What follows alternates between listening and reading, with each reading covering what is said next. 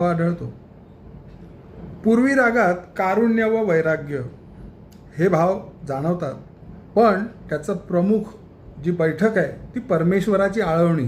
म्हणजे जशी सुफी आपण संत बघतो त्यांच्या गीतांमध्ये जे भाव असतात, जो ठहराव असतो, जी मंद लय असते, त्या प्रकारची या रागाची बैठक आहे.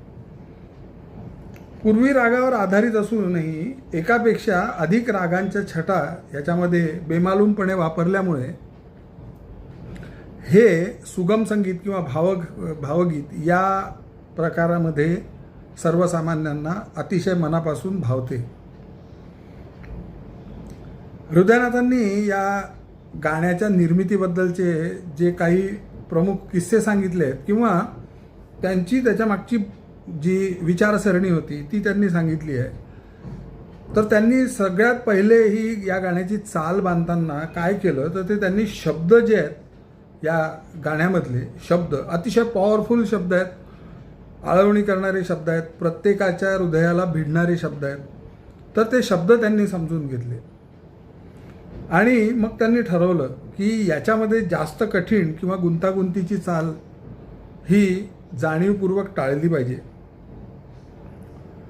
तिसरा त्यांनी महत्त्वाचा घटक केला तो म्हणजे संगीत जे याचं दिलं त्याच्यामध्ये ठहराव किंवा पॉझेसचा वापर अतिशय उत्तम प्रकारे केला आहे.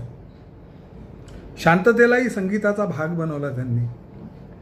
त्यामुळे घडतं काय की दया घना ही आर्त हाक, परमेश्वराला मारलेली आर्त हाक, मनापासूनची हाक आपल्याही मनाला भिडते आणि त्याप्रमाणे मग आपण त्या गाण्यामध्ये आणखीन गुंतत जातो. त्या चालीमध्ये त्या चालीचा आनंद आपल्याला जास्त मिळतो.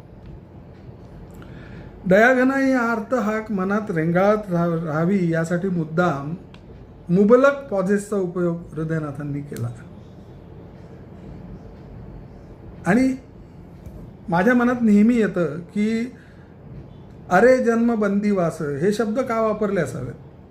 तर आपण जर नीट विचार केला तर सगळ्या आपल्या साधू संतांनी किंवा आपल्या भारतीय अध्यात्माची बैठकच अशी आहे की हा जन्म बंदिवास आहे. जसं मी मागच्या पण व्हिडिओजमध्ये सांगितलं आहे की याला सर्व संतांनी हे जे भौतिक जग आहे याला सासर म्हटलेलं आहे आणि माहेर परमेश्वर अर्थातच. तर अरे जन्म बंदिवास सजा इथे प्रत्येकास. रामदास स्वामींनी म्हटलंच आहे, जगी सर्व सुखी असा कोण आहे विचारे मना तुझी.